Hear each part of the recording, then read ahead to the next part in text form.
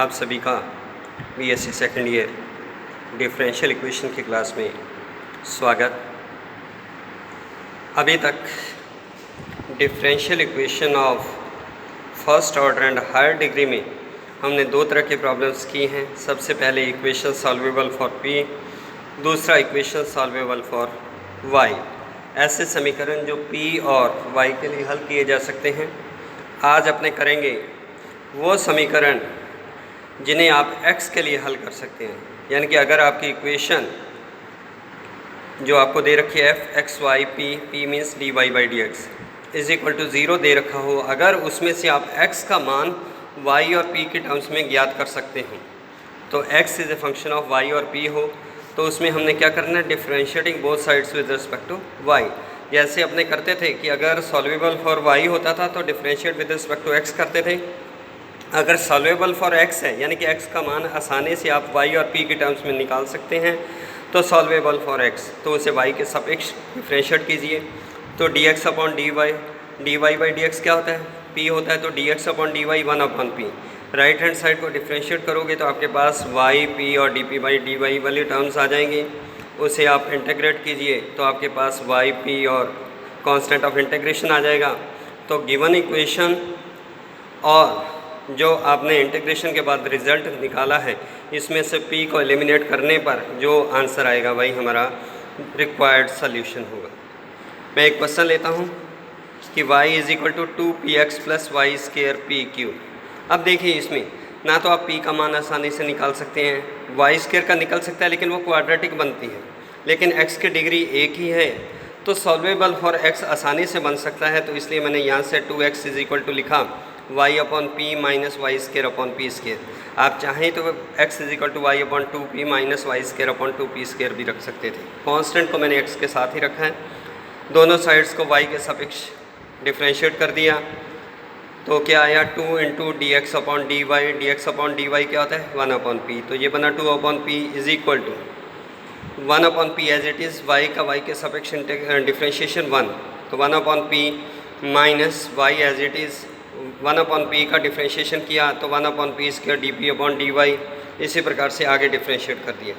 उसके बाद 2 upon P को मैं दूसरी साइड में ले गया और इसके फैक्टर से एडजस्ट किए।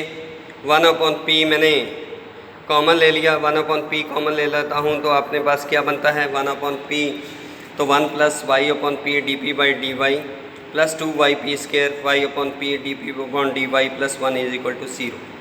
तो 1 plus Y upon P D P upon D Y common आ गया, तो 1 upon P plus 2y P square is equal to 0। कहने का मतलब इस डिफरेंशियल इक्वेशन के मैंने जो लास्ट में रिजल्ट बना था उसके फैक्टर किए हैं। अब जो चीज़ आपके d P upon D y के बिना है वो तो 0 हो सकती है या पहला फैक्टर 0 हो सकता है। अगर दूसरा फैक्टर 0 हो जाए तो उससे अपने उसका विचित्र हल ज्ञात कर सकते हैं। विचित्र हल मैंने कहा था कि अभी अपने नहीं करना है, उसको बाद में अलग से चैप्टर है उसका किया जाएगा। तो इसलिए पहला factor 1 plus Y upon P D P upon D Y is equal to 0। तो यहाँ से वेरिएबल्स को सेपरेट किया, तो सेपरेट करने के बाद इंटीग्रेट किया तो आपके पास आ गया P Y is equal to C और P is equal to C upon Y. तो पी का मान आसानी से आ रहा है, तो इस पी के मान को जो गिवन इक्वेशन थी y is equal to 2px plus y square p cube उसमें रख दीजिए। तो उसमें रखता हूँ तो y is equal to y square is equal to 2cx plus c cube. तो ये हमारी दी गई डिफरेंशियल इक्वेशन का हल आ गया। एक न्यूमेरिकल और देखिए, मान लीजिए आपके पास है p is equal to 10x minus p upon 1 plus P square. तो 10 को दूसरी साइड में लेकर जाएंगे तो x minus p upon 1 plus P square क्या आ जाएगा, tan इनवर्स p। तो x is equal to tan inverse p plus p upon 1 plus P square. Solvable for x बन रही है, differentiating both sides with respect to y। तो y के सापेक्ष डिफरेंशिएट किया तो dx upon dy 1 upon p। tan inverse p का क्या होता है, differentiation 1 upon 1 plus P square और p का with respect to y dp upon dy। इसी प्रकार से p upon 1 plus P square को क्वोशिएंट रूल से मैंने डिफरेंशिएट कर दिया। अब सारी चीज़ को एक साइड में शिफ्ट कर दिया, 1 upon P is equal to D P upon D Y common आ गया, तो 1 plus P square plus 1 minus P square upon 1 plus P square का स्क्वायर। तो यहाँ से क्या आ गया, D Y is equal to 2p upon 1 plus P square का स्क्वायर डी पी। इंटेग्रेट किया तो y इज़ इक्वल टू आ गया आपके पास c minus 1/1 plus P square. तो यहाँ से p का मान निकालना थोड़ा सा मुश्किल है, आप चाहें निकाल सकते हैं, लेकिन मैंने वो निकालने के बजाय इजीली कह दिया कि इक्वेशन 1 और 2 से p को एलिमिनेट करते हुए आप दी गई डिफरेंशियल इक्वेशन का हल प्राप्त कर सकते हैं। तो इसी प्रकार से आपको मैं प्रॉब्लम्स तो दे रहा हूँ, A Y P square plus 2x minus B into P minus Y is equal to 0। इसे भी सॉल्वेबल फॉर x बनाइए, वो आसान रहेगा, ऑल्दो सॉल्वेबल फॉर y भी बन सकती है। इसी प्रकार से x is equal to y plus a log b, ये भी सॉल्वेबल फॉर y भी बन सकती है, सॉल्वेबल फॉर x भी है, लेकिन अपने सॉल्वेबल फॉर x से यानी कि y के सापेक्ष डिफ्रेंशिएट करते हुए अगर सॉल्व करेंगे तो इसका आंसर बहुत इजीली आ जाएगा। तो आप इसकी प्रैक्टिस कीजिए।